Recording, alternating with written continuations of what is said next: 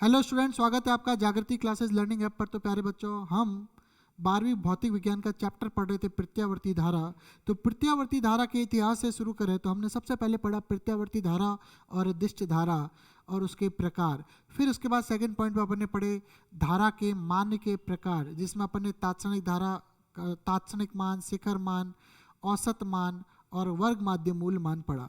उसके बाद अपन ने एसी धारा की विशेषताएं और उसके जो दोष है उनके बारे में पढ़ा। दोष में अपन ने पढ़ा कि एसी धारा जो है डीसी धारा से खतरनाक होती है, उसमें त्वचिक प्रभाव, एसी धारा में त्वचिक प्रभाव होता है, इसलिए तार पतले गूंथ कर इस्तेमाल करते हैं। इस तरह से विद्युत चुंबक बनाने में इसका इस्तेमाल नहीं करते हैं। ये सारी चीजें अपन ने पढ़ी। इसके बाद आगे सुनिए आप कि ये जो टॉपिक है पिछली क्लास में हमने पढ़ा था,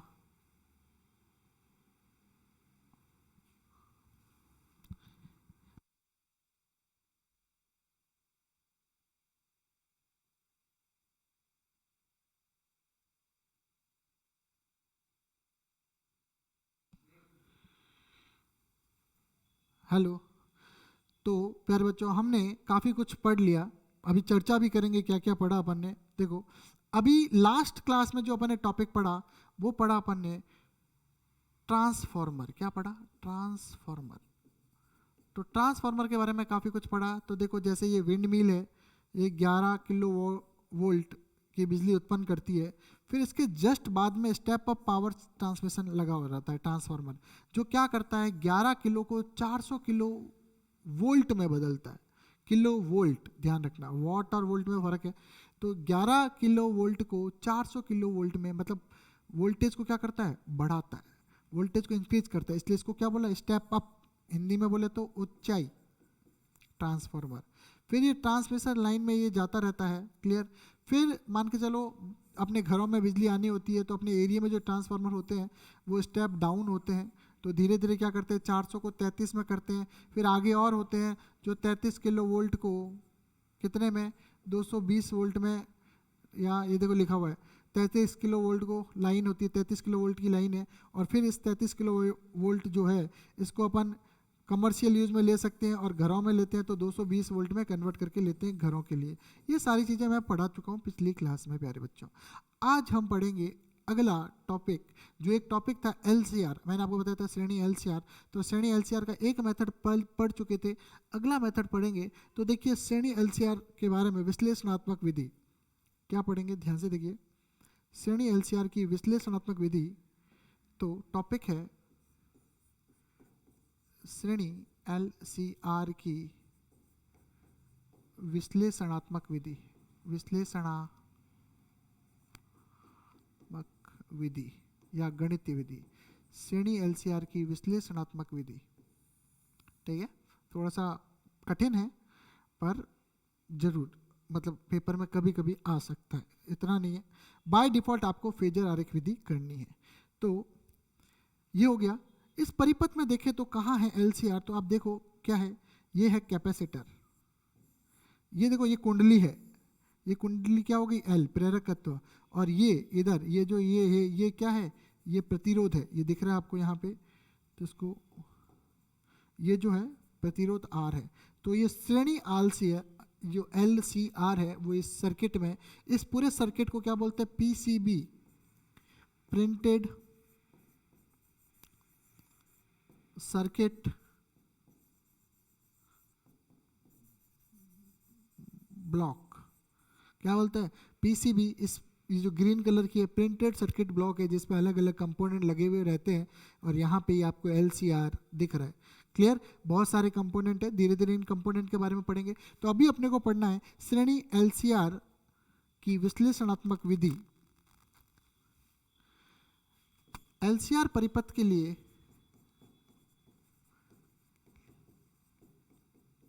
वोल्टता समीकरण, कौन सी समीकरण? वोल्टता की समीकरण।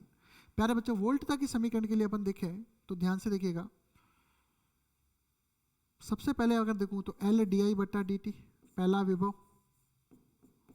क्लियर? एल डी आई बट्टा डी टी। दूसरा क्या है? वी बराबर आई आर, तो दूसरा है आई आर। और तीसरा है क्यू बट्टा सी। ये तीनों मिल के e naught sine omega t बनाता है। Clear, e naught sine omega t बनाता है। ये तीनों मिलके क्या बनाएंगे, e naught sine omega t, e naught या वी नॉट कुछ भी बोल सकते हो। क्लियर, जहां यहाँ आई बराबर कितना है, डी क्यू बटा डी टी, वह डी आई बटा डी टी कितना हो जाएगा, तो ध्यान से देखिए डी बटा D T of D Q बटा डी टी आई की जगह रख दिया। देखो क्या है, आई डी क्यू बटा डी टी, ठीक है भाई, ये यहाँ घुस जाएगा। और डी आई बटा डी टी है, तो मैंने कहा डी आई बटा डी टी में आई का मान डी क्यू बटा डी टी, तो ये हो जाएगा डी स्क्वायर क्यू बटा डी टी स्क्वायर। ये समीकरण 2 और ये समीकरण 3। समीकरण 2 व 3 से मान समीकरण 1 में रखने पर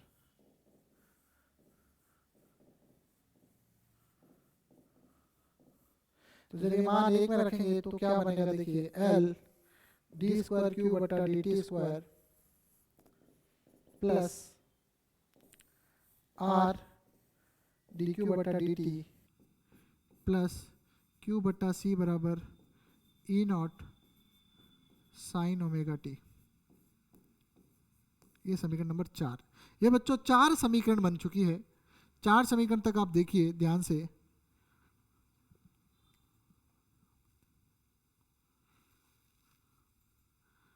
यह समीकरण प्रणोदित अवमंदित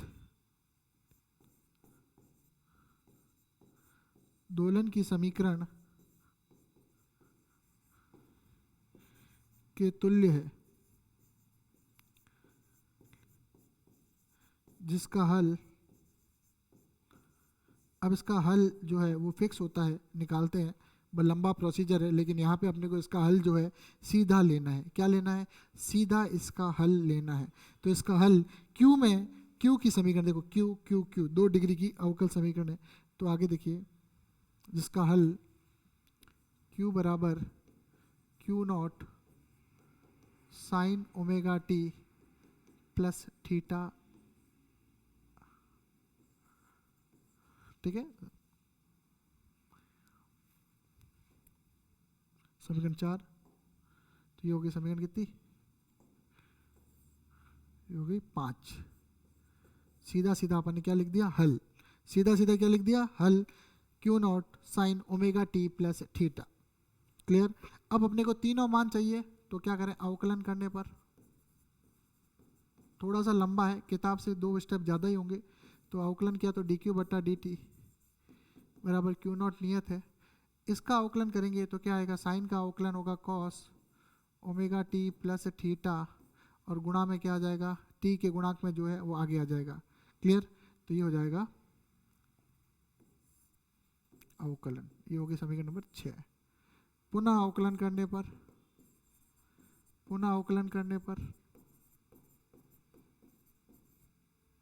तो क्या हो जाएगा, पुनः इसका अवकलन किया डी स्क्वायर क्यू बटा डी टी स्क्वायर, इसका अवकलन किया क्यू नॉट और ओमेगा तो है ही है, कॉस ओमेगा टी का करेंगे तो ये हो जाएगा माइनस का sign omega t plus theta, और गुणा में आ जाएगा एक और ओमेगा, वो बाहर रख दे तो ठीक है। क्लियर, ठीक है। ये होगी समीकरण नंबर 7। क्लियर, ये समीकरण नंबर 7। या इसको पुनः लिखना चाहें तो पुनः लिख दें,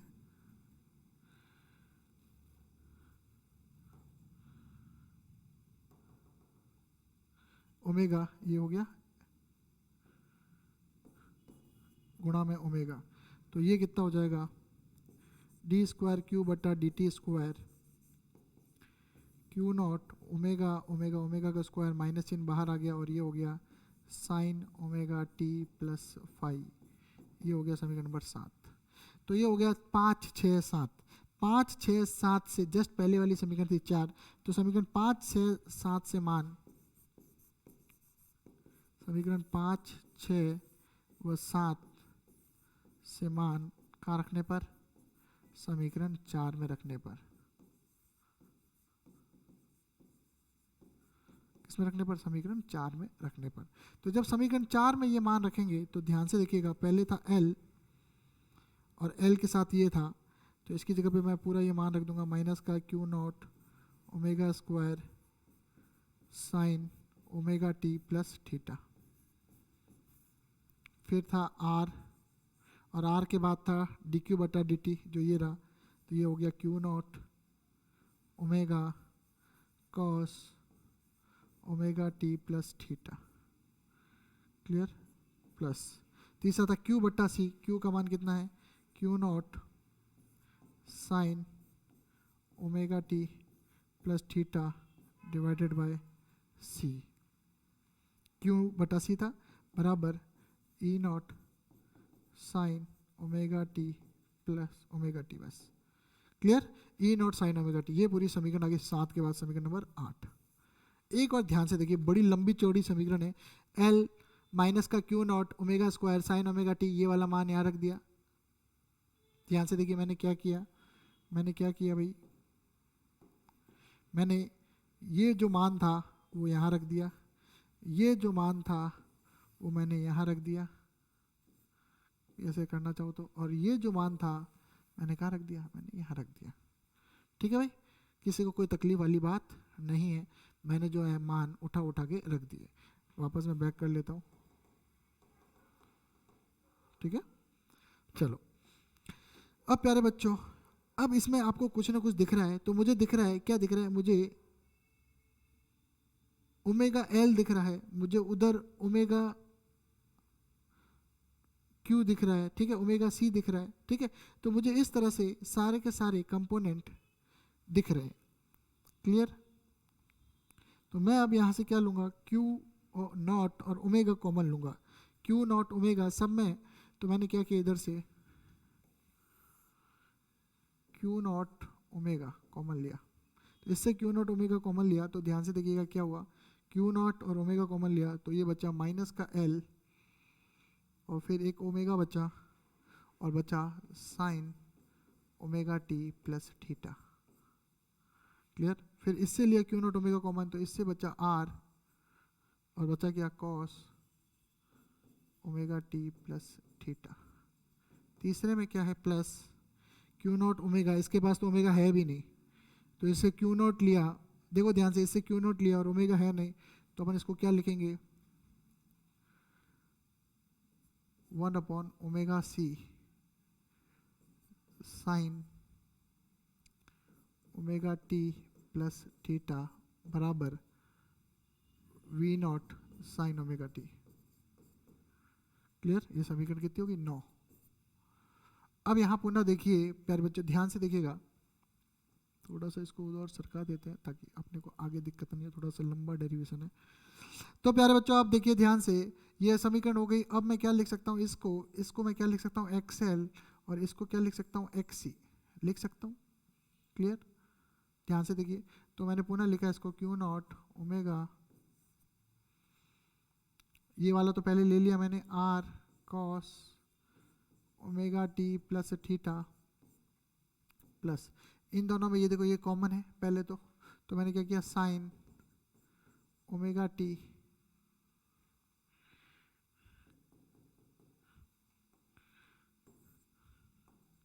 तो कॉमन क्या आ गया, sign omega t plus theta, यहाँ तक आ गया। दोनों में सेम है, देख रहे हो आप। अब इधर क्या है, सुनेगा, इधर क्या है, माइनस का एक्स एल, और इधर क्या है, प्लस का एक्स सी। क्लियर, तो बराबर v naught sine omega t. Clear, और आप बता भी सकते हो कि एक्सएल और एक्सी लिखा, ये आपको पता है, तो बताने की ज़रूरत नहीं है, वैसे आप बताना चाहो तो बता भी सकते हो। क्लियर, अब मैं क्या कर रहा हूँ, पूरी समीकरण को जेड से गुणा भी कर रहा हूँ, भाग कर रहा हूँ, ठीक है। क्लियर, तो मैं इसको पुनः लिख सकता हूँ, ऐसे लिखना चाहो तो लिख लो, जेड से गुणा कर दिया, तो अंदर जो है जेड से भाग दे देता हूँ, cos omega t plus theta plus XC minus XL बट्टा Z sine omega t plus theta, that is v अब क्या वी कैसे आ गया भाई, चल रहा था ई और आ गया वी, तो ध्यान रखना भाई, अपन ई नॉट मान के चलने, ठीक है, ई नॉट मान के चलें तो ध्यान से ई नॉट, और यहाँ पे भी ई नॉट, और यहाँ पे भी ई नॉट साइन ओमेगा टी, ये हो गया समीकरण नंबर 11, ठीक है। क्लियर भाई, यहाँ तक देखो भाई ध्यान से, मैंने क्या किया, इसको जेड से गुणा किया और अंदर जेड से भाग दिया, वापस जेड को अंदर गुणा करेंगे तो मामला बराबर हो जाएगा। यहाँ तक आप बड़े सावधानी से एक बार देखिए कि अपन ने क्या किया है भाई। तो समीकरण हो गई 11 तक, क्या होगी समीकरण, कितनी होगी भाई, 11 तक होगी समीकरण। ध्यान से देखिए, यहाँ तक समझने की कोशिश करिए।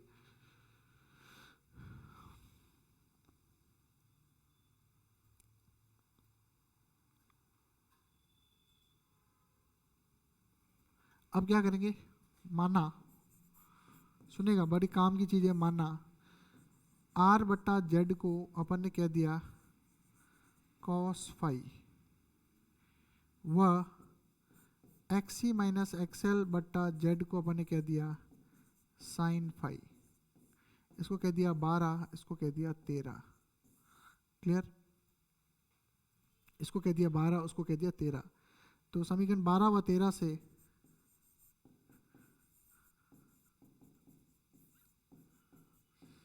मान समीकरण 11 में रखने पर, तो 12 व 13 से मान रखो भाई, धरो, तो q naught omega Z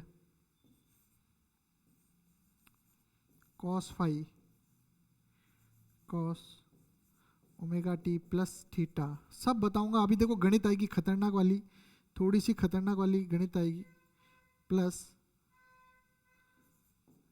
sign phi और sine omega t plus theta बराबर e naught sine omega t end में, चलो क्लियर, ये ब्रैकेट किया बंद।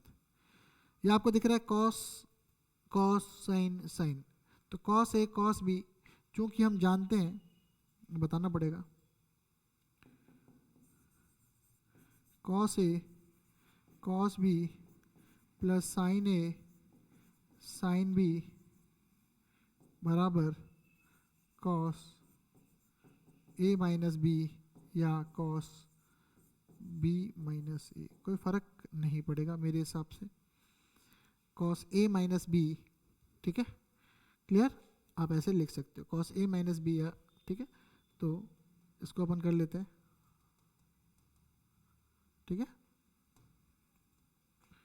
तो इसको इस सूत्र से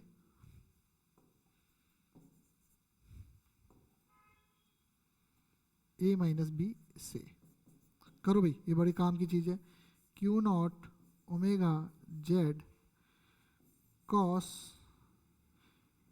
ए मतलब omega t plus theta minus phi, ये पूरा एक हो गया, बराबर e naught sine omega t, ये 13 थी तो ये हो गई 14 और ये हो गई 15, 15 को थोड़ा सा चमकाते हैं, कैसे चमकाएंगे देखो,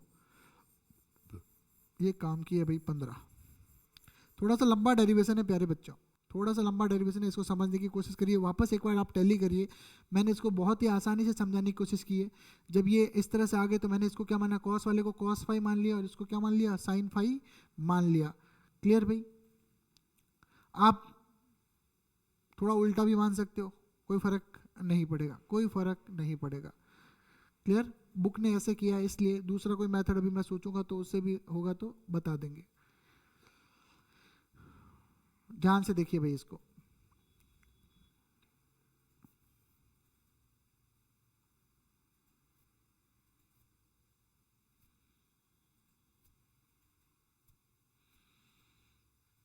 क्लियर, और सर इसको cos फाई क्यों माना, तो आप ये देखिए आर बट्टा जेड अपन पढ़ चुके हैं, शक्ति गुणक आर बट्टा जेड, तो इसलिए सीधा सीधा अपने को cos फाई ये दिख ही गया, इसलिए अपन ने इसको cos फाई माना तो साइन फाई माना।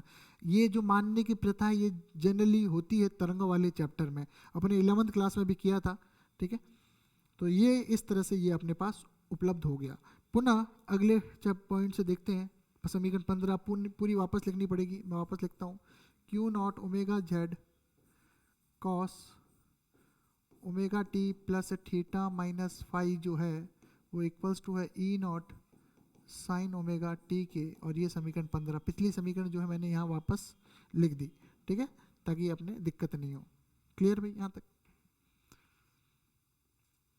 अब प्यारे बच्चों मेरी बात ध्यान से सुनिएगा। दोनों पक्षों की तुलना करने पर, दोनों पक्षों की क्या करने पर, दोनों पक्षों की तुलना करने पर, तुलना करो भाई, तो आपको तुलना करने से सीधा सीधा पता चल गया कि ई नॉट बराबर क्यू नॉट डब्ल्यू जेड है। क्लियर भाई? क्यू नॉट डब्ल्यू जेड है। क्लियर?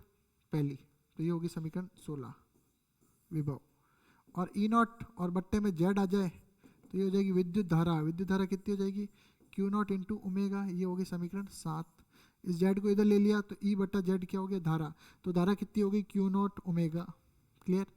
अब इन दोनों को अगर तुलना करें, सुनिएगा ध्यान से, तो मुझे क्या करना है, सुनिएगा, कॉस और साइन में कन्वर्ट करना है। सुनिएगा, कॉस से साइन बना है तो दैट मीन्स प्यारे बच्चों ये जो दो चीज़ें, ये जो चीज़ है, सुनिएगा, ये या तो प्लस 90 होगी या माइनस 90 होगी। 50-50 वाला ऑप्शन आपको पता ही है, 90 plus theta 90 minus theta. Clear? तो सीधी सीधी बात है, आपको दिख रहा है, या तो ये प्लस 90 होगा या माइनस 90 होगा। सुनिएगा, क्लियर? प्लस 90 होगा या क्या होगा? माइनस 90 होगा।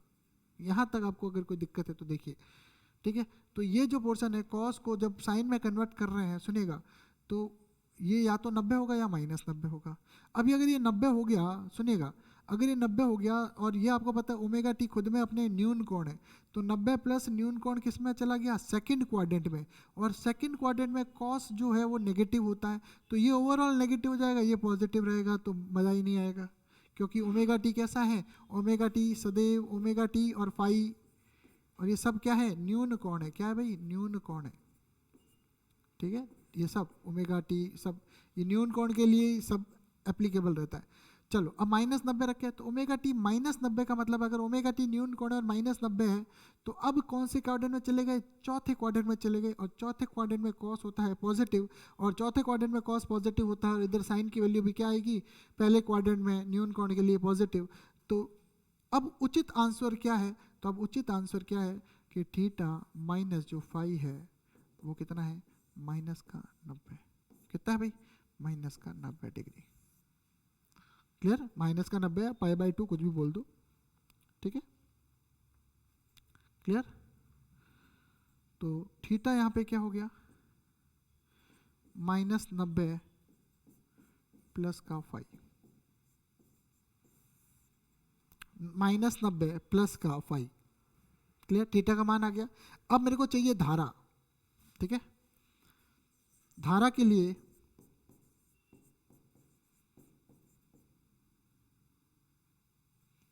समीकरण कौन सी है? देखो भाई वापस, धारा के लिए समीकरण कौन सी थी? ये वाली। धारा के लिए कौन सी थी? ये वाली, ठीक है, यही थी, डी क्यू बट्टा डी टी। धारा के लिए समीकरण कौन सी थी? धारा के लिए समीकरण ये वाली थी। क्लियर? तो समीकरण 6 से डी क्यू बट्टा डी टी है ना, तो धारा के लिए समीकरण 6 में समीकरण 17 व 19 से मान रखने पर, 17 व 19 से मान रखने पर, क्लियर? तो वहाँ पे क्या था वैसे? डी क्यू बटा डी टी था, वो कितना था? Q naught omega cos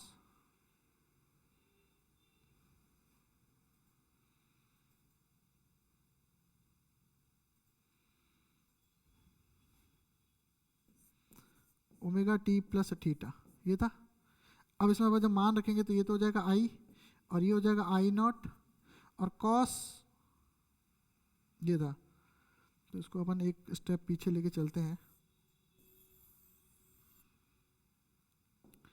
D Q बटा डी टी कितना हो गया? क्यू नॉट ओमेगा, तो क्यू नॉट ओमेगा कितना है? आई, आई नॉट कर लो भाई, आई नॉट, ठीक है। तो आई नॉट अब है cos omega t plus theta, और थीटा की जगह कितना है? Minus 90 plus phi. क्लियर। तो ये हो जाएगा आई बराबर, थोड़ा ध्यान से देखिएगा यहाँ पे थोड़ा सा, आई नॉट कॉस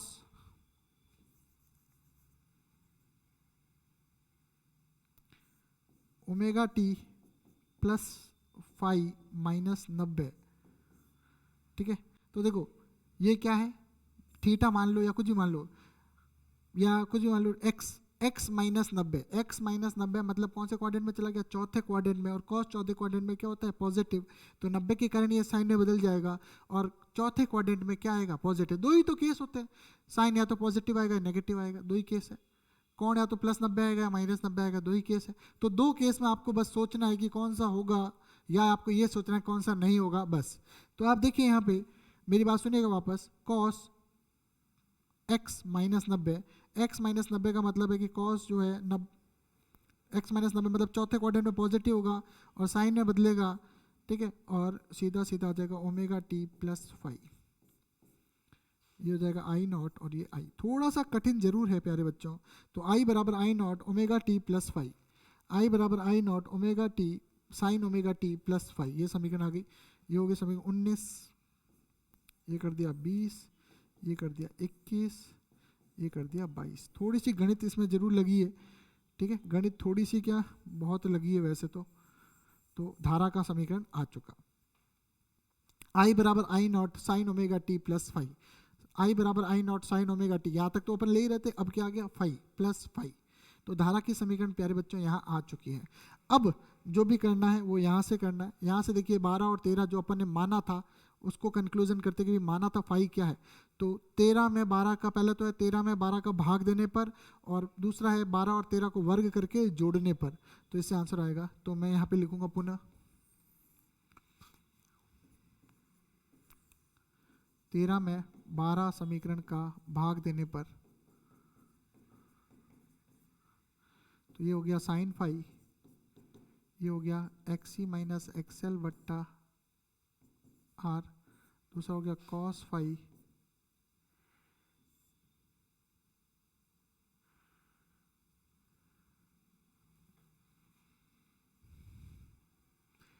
क्या था भाई, वापस देखें, एक्सी माइनस एक्सएल बट्टा जेड, एक्सएल बट्टा जेड,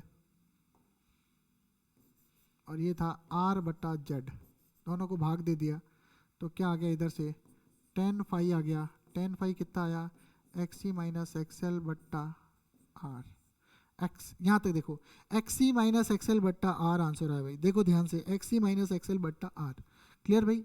एक्स से एक्सी कुछ भी आ सकता है, एक्सएल भी आगे आ सकता है, एक्सी भी आ सकता है, तो एक्सी माइनस एक्सएल बट्टा आर यहाँ पे अपना आंसर आया। तो ये समीकरण 22 के बाद ये समीकरण कितनी होगी 23, और फाइव कितना हो गया tan inverse XC minus XL बट्टा आर, ये हो गया समीकरण नंबर 24।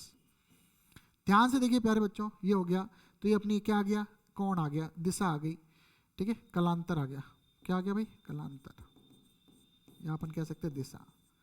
अब अगले हम देखें क्या है, समीकरण 12 व 13 को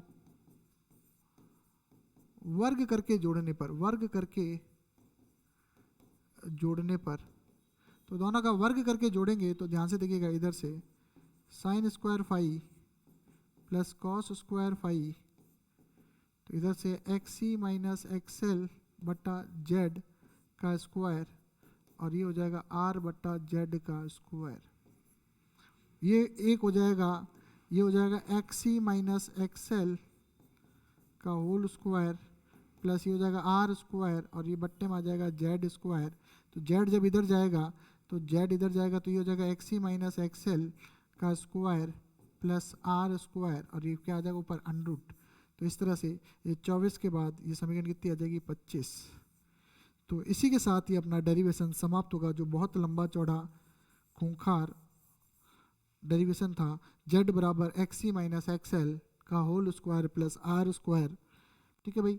तो ये अपना प्रतिबाधा आ गई, क्या आ गई भाई, प्रतिबाधा। तो अपन ने क्या किया, धारा की समीकरण निकाल दी, तुलना कर ली, और ये प्रतिबाधा निकाल ली, और ये क्या निकाल लिया, कलांतर या दिशा निकाल दी। ठीक है बच्चों, इसको एक बार ध्यान से देखिए, बड़ा ही महत्वपूर्ण डेरिवेशन है। एक बार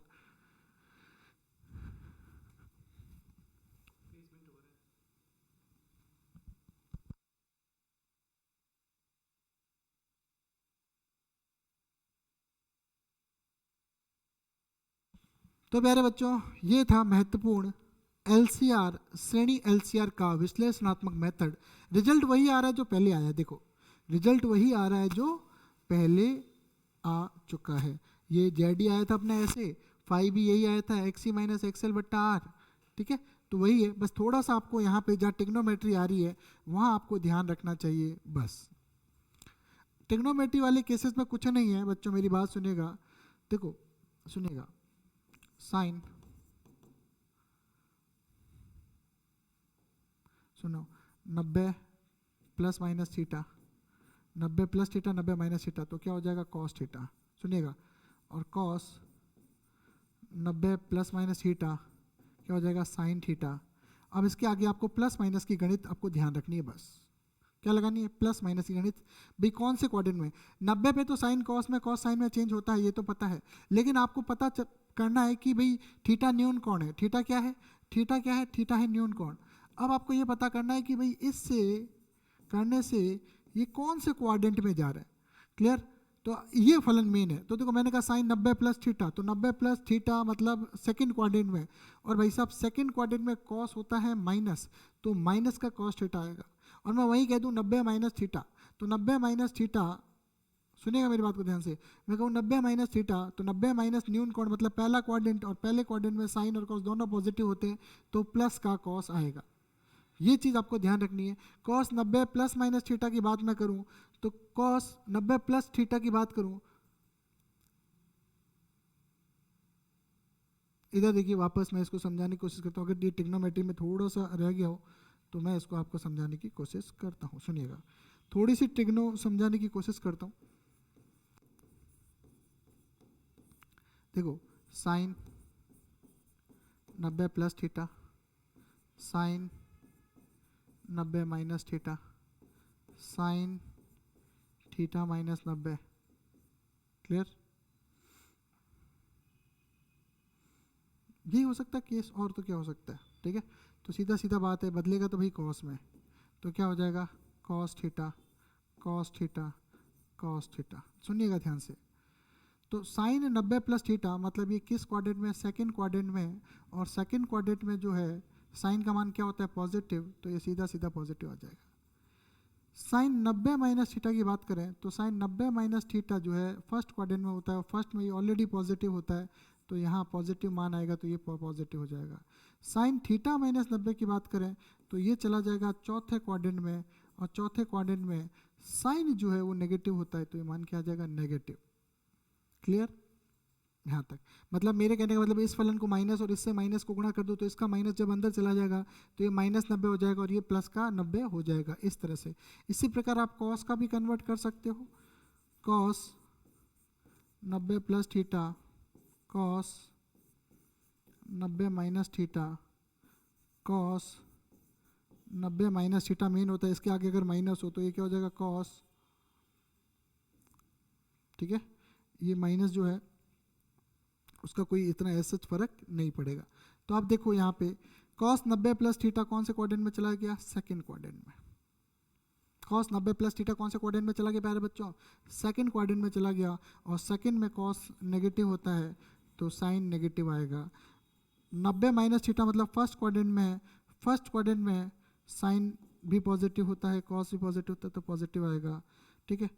अब इस वाले केस को थोड़ा सा अलग तरीके से करते हैं, कॉस थीटा माइनस 90 है, तो ये भी कौन से क्वाड्रेंट में है, ये चौथे क्वाड्रेंट में है, और चौथे क्वाड्रेंट में ये पॉजिटिव होता है, तो ये भी क्या रहेगा पॉजिटिव।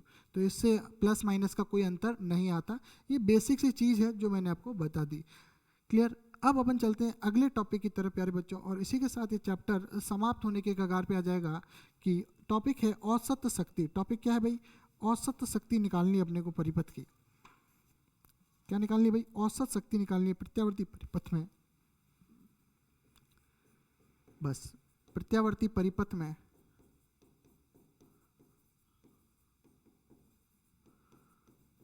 औसत शक्ति, प्रत्यावर्ती परिपथ में औसत शक्ति, बिल्कुल आसान सा है, अभी इसको खत्म कर देंगे। चूंकि हम जानते हैं ई बराबर कितना होता है, e naught sine omega t, ये समीकरण एक किताब ने दे रखी है, आई बराबर आई नॉट साइन, और अभी अपन ने धारा देखी थी कितनी थी, ओमेगा टी प्लस फाइव, तो प्लस फाइव भी ले सकते हो, किताब ने माइनस फाइव लिया इसलिए मैंने माइनस फाइव ले लिया। क्लियर?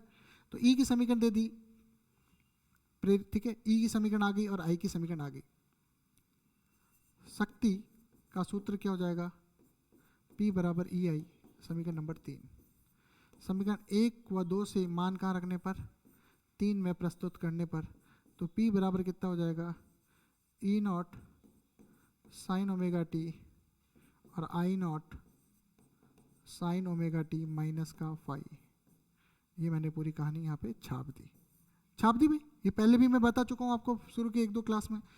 तो अब ये हो गया, अब क्या करेंगे, साइन ए माइनस बी के सूत्र से खोलने पर से, तो P कितना हो जाएगा, ई नॉट और ये आई नॉट आगे ये हो जाएगा साइन ओमेगा टी।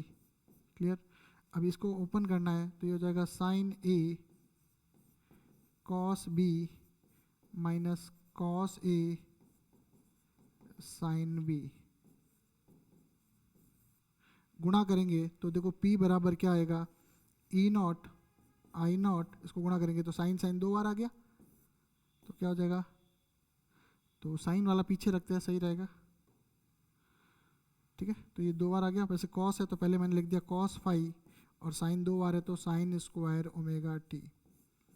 क्लियर? फिर दूसरी बार गुणा करेंगे तो माइनस आएगा, क्या आएगा, ई नॉट आई नॉट, अब ये साइन इस कॉस से गुणा, पहले तो साइन फाई आ जाएगा आगे, और फिर क्या है, साइन ओमेगा टी और कॉस ओमेगा टी।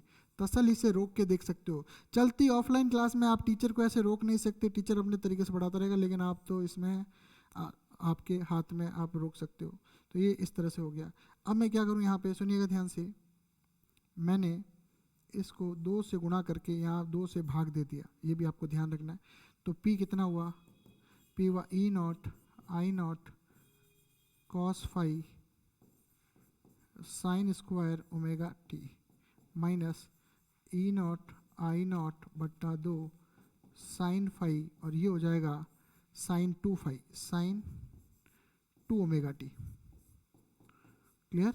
आप बता भी सकते हो, चूंकि 2 sine omega t cos omega t बराबर साइन 2 ओमेगा टी, ये सूत्र हो गया। ठीक है भाई, तो समीकरण 7 तक हो गया प्यारे बच्चों। जल्दी से देखिए, इसको करते हैं साइड में, क्योंकि अपने को इधर और काम, अरे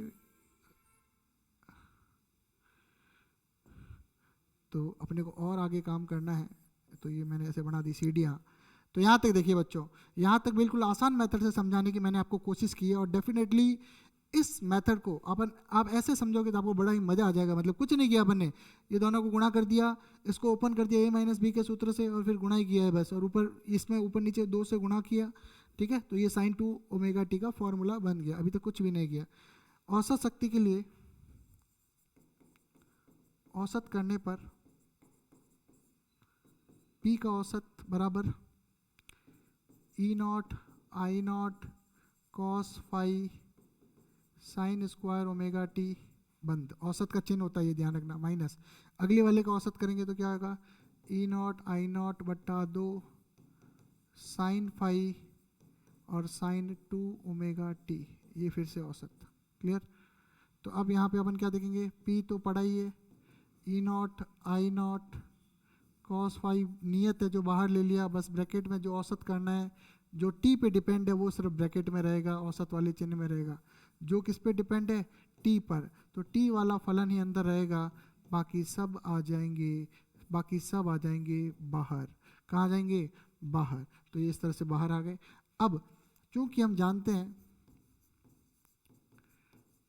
तो ये औसत वाला अगर डेरिवेशन करने की जरूरत मुझे यहाँ तो नहीं लगती है, लेकिन ये आपको पता है कि एक चक्र के लिए औसत कितना होता है, 1/2, वह साइन 2 ओमेगा टी का एक चक्र के लिए औसत कितना होता है, 0।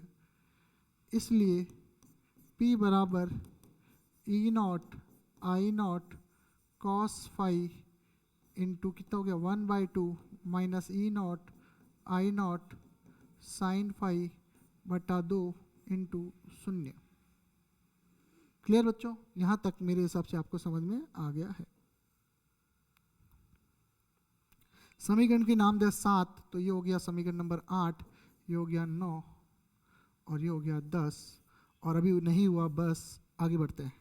P बराबर प्यारे बच्चों क्या हुआ, ये हो गया E0/√2, ये हो गया I0/√2, ये हो गया cos फाई, और ये हो गया सब 0। ठीक है, तो अब देखिए P का औसत, ये हो गया ERMS, ये हो गया IRMS, और ये हो गया cos फाई।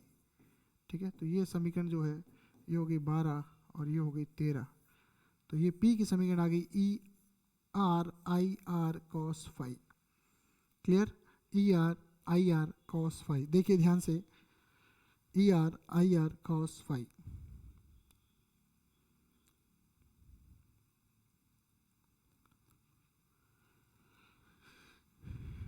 AC परिपथ में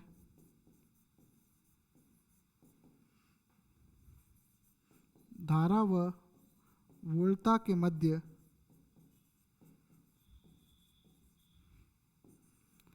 कलांतर की कोज्या, कलांतर की कोज्या मतलब cos फाई को शक्ति गुणांक कहते हैं। शक्ति के इस गुणांक में आया ना, क्या कहते हैं भाई, शक्ति गुणांक कहते हैं। क्लियर है भाई, यहाँ तक इसको क्या कहते हैं, शक्ति गुणांक कहते हैं प्यारे बच्चों। यहाँ तक क्लियर है कि P बराबर ER/IR cos फाई। ठीक है, ये सूत्र आगे आप देख लो, ये अपन ने डेरिवेशन शुरू में किया था। साइन स्क्वायर ओमेगा टी का एक चक्र के लिए औसत आधा होता है, और साइन ओमेगा टी का 2 ओमेगा टी का 3 ओमेगा टी का एक चक्र के लिए औसत कितना होता है, 0। अब आएंगे इसमें केसेस, विशेष स्थितियाँ। तो इसी के साथ ये चैप्टर समाप्त हो जाएगा, विशेष स्थितियाँ। तो प्यारे बच्चों, विशेष स्थितियों की बात करें, सुनिएगा मेरी बात को ध्यान से। विशेष स्थितियों की बात करें तो पहला, दूसरा, तीसरा और चौथा। ठीक है, पहला केस, केवल R, अगर परिपथ में क्या हो, केवल प्रतिरोध हो या शुद्ध प्रतिरोध हो, केवल R परिपथ, इसको शुद्ध भी लिख सकते हैं, शुद्ध R परिपथ पहला। दूसरा, शुद्ध L परिपथ। तीसरा, शुद्ध संधारित्र C परिपथ। और चौथा, श्रेणी LCR परिपथ। क्या होगा, श्रेणी LCR परिपथ। तो ये 4 तरह के इसमें केसेस हैं। आपने को पता है विशेष स्थितियाँ लेनी किससे है, तो P बराबर ER/IR cos फाई। क्लियर भाई, तो शुद्ध R परिपथ, सबसे पहले क्या है, शुद्ध R परिपथ में क्या होता है, E व शुद्ध R परिपथ में, कलर चेंज करते हैं, क्या है, E व I में कलांतर फाई बराबर 0, इसलिए cos 0 बराबर कितना होता है, 1। औसत शक्ति कितनी होती है, P बराबर ER/IR, और cos 0 क्या हो गया, 1 हो गया। तो औसत शक्ति का सूत्र आ गया ये।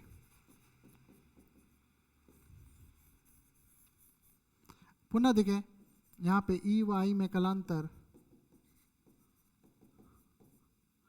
फाई बराबर कितना है, π/2, कुछ भी लिखो। ठीक है, क्योंकि cos π/2 इक्वल्स टू कितना हुआ, 1। ठीक है, तो औसत शक्ति कितनी हो गई, 0 0 0, cos π/2 0, तो औसत शक्ति कितनी हो गई, औसत शक्ति हो गई P औसत ER/IR cos 90 का मान 0। तो औसत शक्ति कितनी होगी, औसत शक्ति व्यय, औसत शक्ति व्यय, ये क्या है, औसत शक्ति व्यय, मतलब इसमें तो शक्ति व्यय होता है प्रतिरोध में, लेकिन शुद्ध L में शक्ति व्यय कितना है, 0 है। मतलब शक्ति व्यय नहीं होती है, बल्कि शक्ति या ऊर्जा चुंबकीय क्षेत्र के रूप में संचित रहती है। चुंबकीय क्षेत्र के रूप में क्या रहती है, संचित रहती है, स्टोर रहती है। ऊर्जा का फालतू व्यय नहीं करता ये।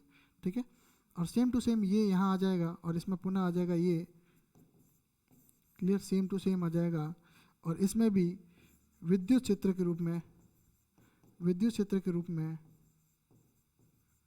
ऊर्जा संचित रहती है। ऊर्जा क्या रहती है? संचित रहती है। सेम टू सेम ये वाला मैटर आ जाएगा। -π/2 लिखना है तो लिखना नहीं, कोई जरूरी नहीं है। श्रेणी एलसीआर परिपथ में आपको पता है फाई बराबर क्या होता है? tan इनवर्स XL - XC बट्टा R। ठीक है, ये जो भी फाई का मान आएगा वो अपन क्या रखेंगे, उससे अपन निकालेंगे cos फाई, और उसी cos फाई से अपन क्या निकालेंगे, औसत कितना निकालेंगे, ER IR cos फाई। अनुनाद की स्थिति में विशेष देखना, अनुनाद की स्थिति में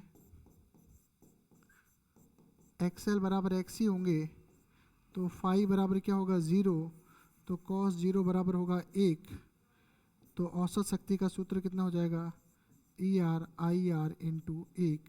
तो औसत शक्ति अनुनाद की स्थिति में ER, LCR में ही अनुनाद की स्थिति में क्या हो जाएगा, जो पहला वाला केस था ER IR। चारों केस बड़े आसान है बच्चों। तो मैंने यहाँ पे आपको दो महत्वपूर्ण टॉपिक, श्रेणी LCR का विश्लेषणात्मक मेथड और दूसरा मैंने मेथड बताया आपको शक्ति, औसत LCR में औसत शक्ति, तो औसत शक्ति के बारे में अपन ने डेरिवेशन कर लिया। प्यारे बच्चों, इसी के साथ हम आज की क्लास यहीं समाप्त करेंगे। जय हिंद, जय भारत, पढ़ते रहो, बढ़ते रहो।